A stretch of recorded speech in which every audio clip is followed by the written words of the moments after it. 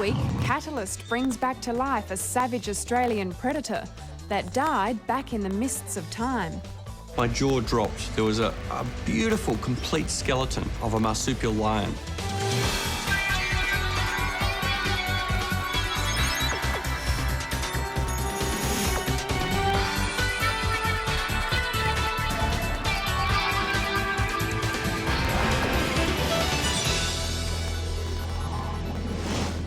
Hello and welcome to Catalyst.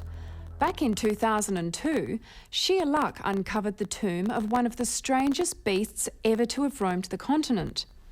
Long before mankind arrived, it had quite simply fallen down a hole, starved to death, and lain there undisturbed for hundreds of thousands of years. Its discovery astonished Australia's paleontologists and launched an avalanche of interest from around the world. Over the past 4 years, they've been poring over the remains, and tonight, for the first time, we are able to reveal the fruits of their research and come face to face with Thylacoleo, the almost legendary marsupial lion.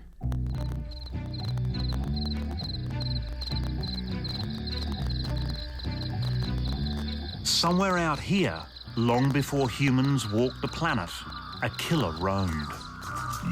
It was powerful, savage, and a hunter of prey. You slash at it with the big claws, maybe leap onto its back and sever the spinal cord with the incisors, and then just sit down and shear off great lumps of flesh. In a prehistoric land of giant marsupials, it would have been king.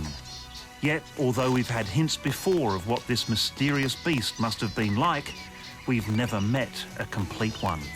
Until now. This is, without doubt, one of the most important paleontological discoveries ever made in Australia.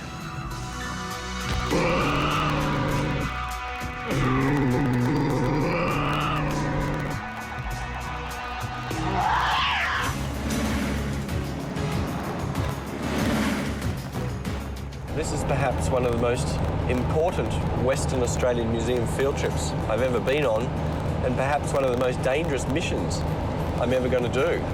But I don't know exactly where I'm going.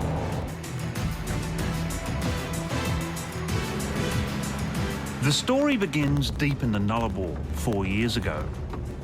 In a cave 1,000 kilometres from Perth lies a find so rare and valuable that its exact location is a closely guarded secret. Beneath the desert lies the almost miraculously preserved skeleton of a long-extinct marsupial lion, Thylacoleo.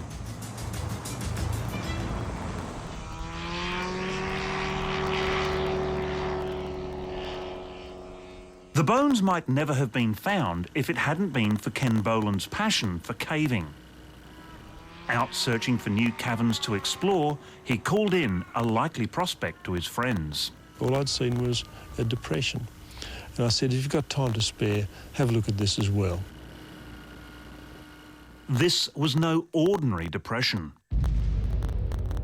It was a veritable subterranean cathedral, complete with precious relics.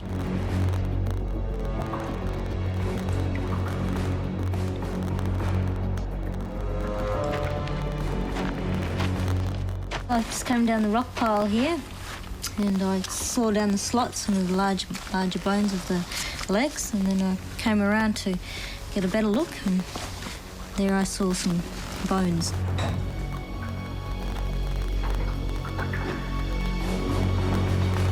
There was one particular skeleton that Ray spotted from the distance. We went over to it, and Ray recognised it straight away as being Thylacoleo in pristine condition, just as it had died. The cavers could have tried to move it, souvenir it, or even sell it for a small fortune. But they knew what they should do. They took photos.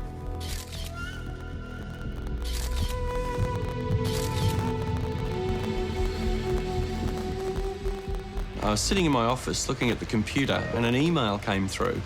And it was an email from someone I'd never met before. And then I saw there was an attachment and I clicked on it. And as the attachment slowly opened, my jaw dropped. There was a beautiful, complete skeleton of a marsupial lion, Thylacoleo. The first one ever found that was complete, right to the tip of the tail. That just blew me away.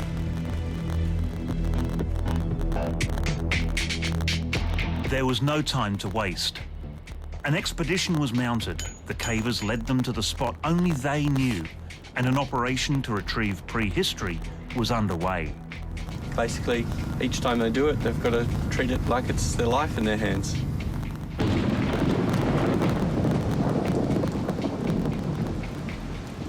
The scene is a cave formed 20 million years ago when groundwaters dissolved the limestone rock under the Nullarbor.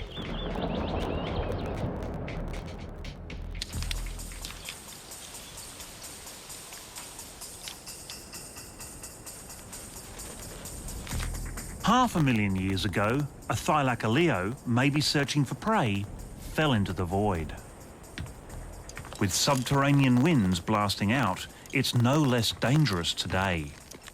While you're on the rope or ladder, you're often getting buffeted around, so you've got to be very careful at all times.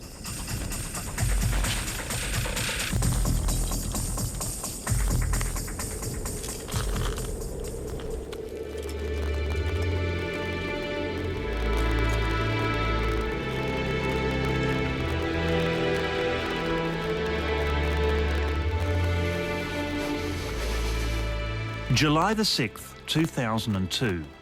It's the day John Long is confronted with the find of a lifetime, a holy grail that's lain undisturbed for 500,000 years.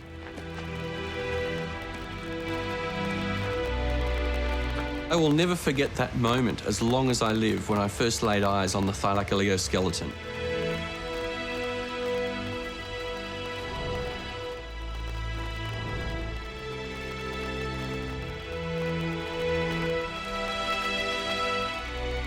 I was totally gobsmacked, just entirely exhilarated from the inside out. I just saw this specimen and there it was. It was reality, not just an image on the computer screen.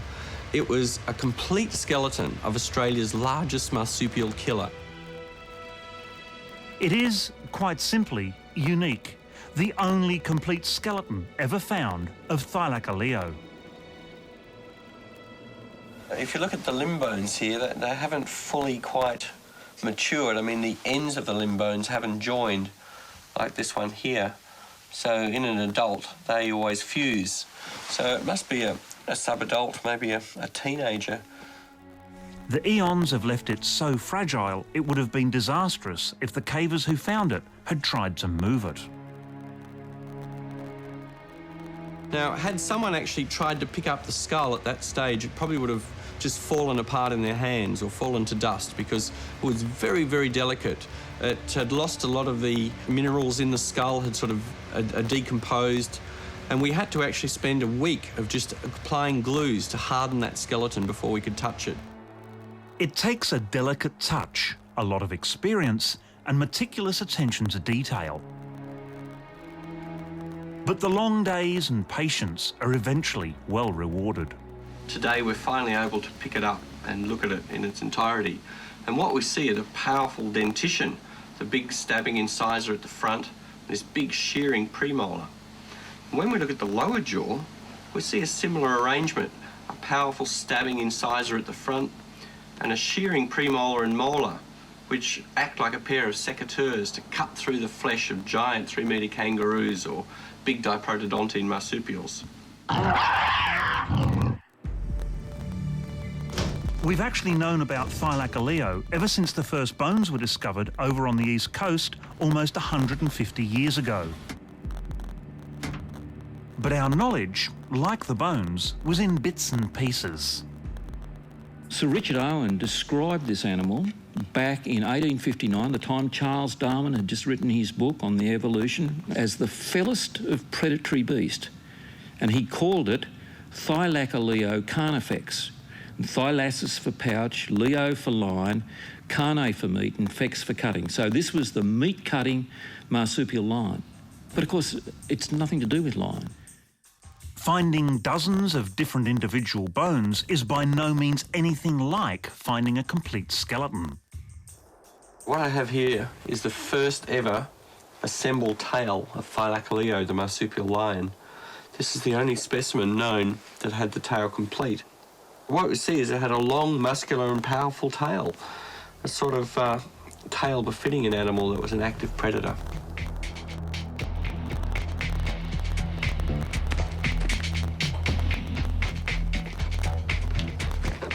No one could have hoped for more. But it dawned on the team that if Thylacoleo ended its days on the floor of this cave, maybe other creatures had met the same fate. Incredibly, they found more. And more. And more. The caves turned out to be the graveyard of scores of Australian megafauna, the giant marsupials from our prehistory. A veritable treasure trove of many unknown species. That is the most weirdest kangaroo I've ever seen in my life. Yeah, I've never seen anything like that. That's Great big black and grey horn sticking out over its eyes. Like a bloody devil wallaby. It's certainly a new species, and I think there's an excellent chance that it is probably a new genus and species. Wow, that's fantastic. So that's a major find. Oh, yeah, definitely. And a complete skeleton, too. Imagine the Nullarbor plain between 50,000 and 500,000 years ago. It's a lot like today, but with a few more trees. And here we have the remains of giant kangaroos, 3 metres high, huge wombats the size of ponies, marsupial flesh-eating lions. And this is evidence of a mixed environment. It's absolutely fantastic because what it means to us paleontologists is that new species could turn up. We could find potentially undiscovered new kinds of animals here. Here's a good one. Got your hands, both hands, very carefully. That's it. So this would be a major job to get someone here to just, with a light brush away the gypsum, consolidate the bone. Yeah, it's beautifully preserved bone, too. But how did so many creatures end their days in the dark recesses of the Nullarbor caves? Well, by sheer accident, perhaps while hunting, or attracted by the smell of a tasty corpse, and then trapped for eternity.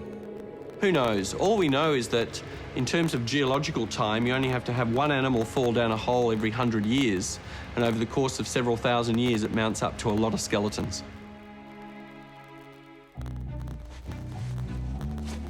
After 3 weeks working beneath the ground, there's one more job to be done. Before the bones begin their final journey to the laboratory, John Long wants to try a long shot. He wants to try and capture Thylacoleo's genetic code. In some cases, animals that have died in the last few thousand years have residual DNA within inside some of their bones and teeth, and these can be extracted and studied and see how they fit into the big picture of life. Unfortunately, we didn't get any DNA out of those bones, but then the reason why became obvious when the dating results came in. The skeleton was far older than we'd ever imagined. It wasn't a few thousand years, it wasn't a few tens of thousands of years, it was probably 500,000 to 1 million years old.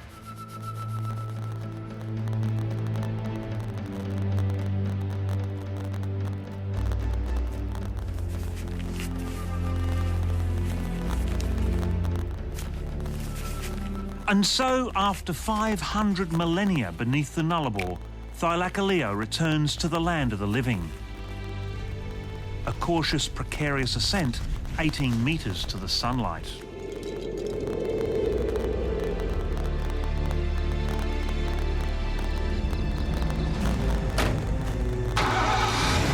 Its final journey will last 1,000 kilometres, from the once familiar plains to a laboratory in Perth, where a real picture of the beast of the Nullarbor will begin to take shape.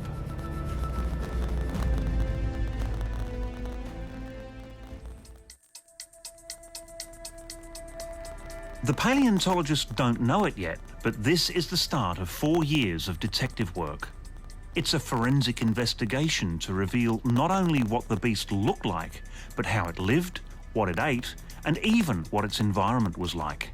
Just how much is that? The gate is not all that big. That's really quite interesting. So. By mid-August 2002, a team of experts, including Rod Wells and Peter Murray, specialists in Australian marsupials, have been drafted in. The problem, of course, is trying to work out how, if this animal is a carnivore, how it actually captures its prey.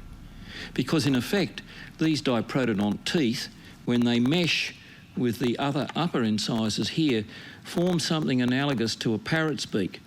This animal could puncture a hole in the prey quite easily, but it would never be able to hang on to its prey.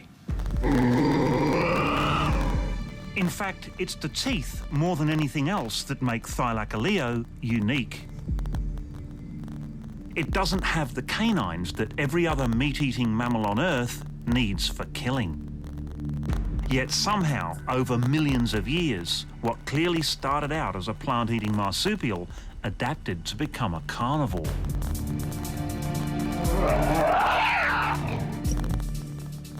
It takes a remarkable 3 years before the answers become evident. Here you will see the very large slashing claw on the thumb. So here was a mechanism whereby this animal could capture and hold its prey.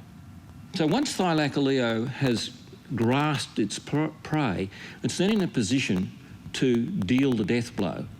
And it can deal the death blow with these sharply pointed lower incisor teeth. Other specialists are drafted in, each to fill the other gaps in our understanding. Yes, I'd like a high-resolution scan, 1mm slices. Mark Walters is a forensic scientist, a specialist in reconstructing shattered faces and skulls. A CT scan produces a highly accurate image of the skull both inside and out. It means not only can a precise plastic model be made to preserve the original from overhandling, but it will reveal mysteries of its own. Well, one of the new observations today is that in the roof of the nasal bones here is that we saw a paired set of blind canals. And that's quite interesting. Usually when you see that kind of structure within the nasal cavity, that can be associated with an organ that's very good at detecting pheromones. This tells us a lot. The beast of the Nullarbor probably had seasonal mating habits and literally sniffed out a mate.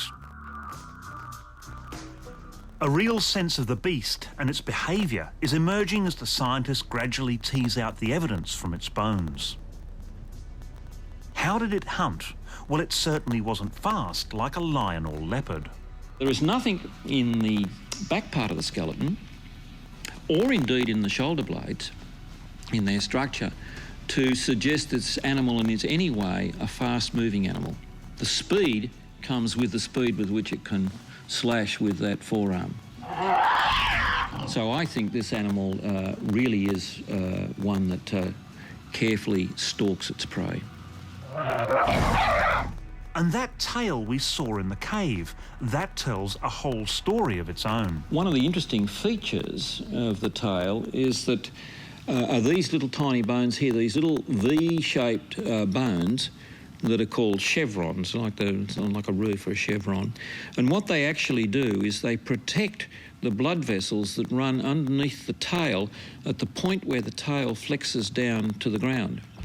This is the sort of thing that you see in kangaroos, and kangaroos are capable of propping themselves up on their tail, tripoding, if you like, with the tail and the two hind legs.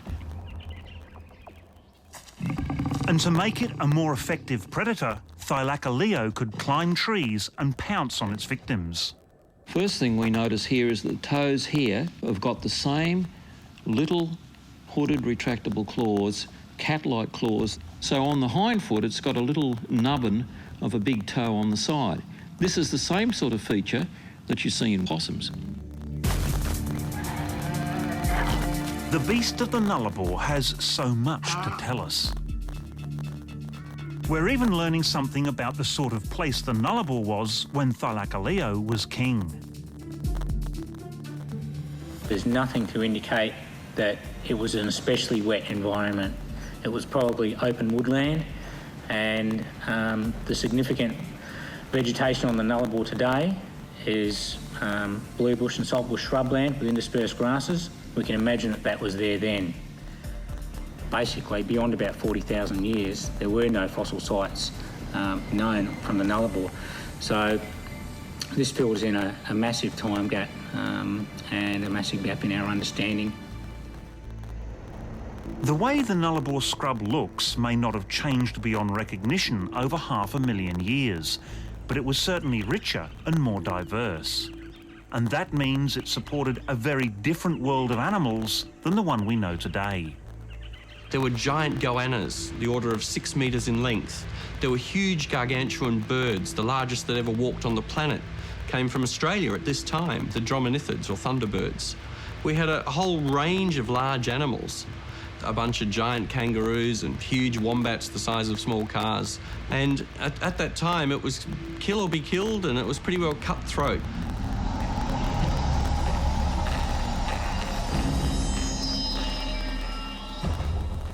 Mark Walter's figuring out what Thylacoleo's brain looked like based on the skull cavity. He's even been able to work out which of the animal's senses were important to it and just how smart it was. Generally, where we see more intelligent creatures, we'll see a great deal of folding of the brain, and you'll see that you'll have a lot more cells. So if you have more cells, you've got more cells interacting, then you can process information. Also, we can see the parts of the brain associated with sight, and we can see the big nerves that go to the eyes. And these nerves are quite large, so we can see this animal has also required a lot of good vision. So what we can quickly see by this cast of the brain is that this animal had a very powerful sense of smell. It also had a good sense of hearing and a very good sense of sight. So it was using all of its senses in its day-to-day activities. With patience, with time, we've slowly got there. Soon we'll have a complete picture of Thylacoleo Carnifex in all its glory. And there'll be a few surprises. Overall, we're building up a picture of this animal as a big, robust, muscular predator. And it's managed to evolve from herbivory to hypercarnivory. It's got a lot in common with other marsupials, Tasmanian devils, kangaroos and wombats. But it evolved from a vegetarian into a meat-eater, and that's unique among marsupials. All of those things are the wonderful paradoxes about this animal. It's almost like it was designed by a committee. This is Martin Thompson's moment, a scientific illustrator who can literally flesh out the beast of the Nullarbor from its bones. 1.5 metres long, 0.5 metre high, a solid 75 kilos of flesh, muscle and bone. With drawings and computer imaging, a foam animal emerges.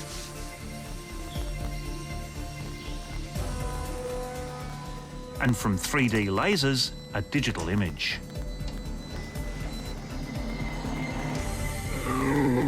For the first time, we are face to face with Thylacoleo, the beast that must surely have ruled the Nullarbor.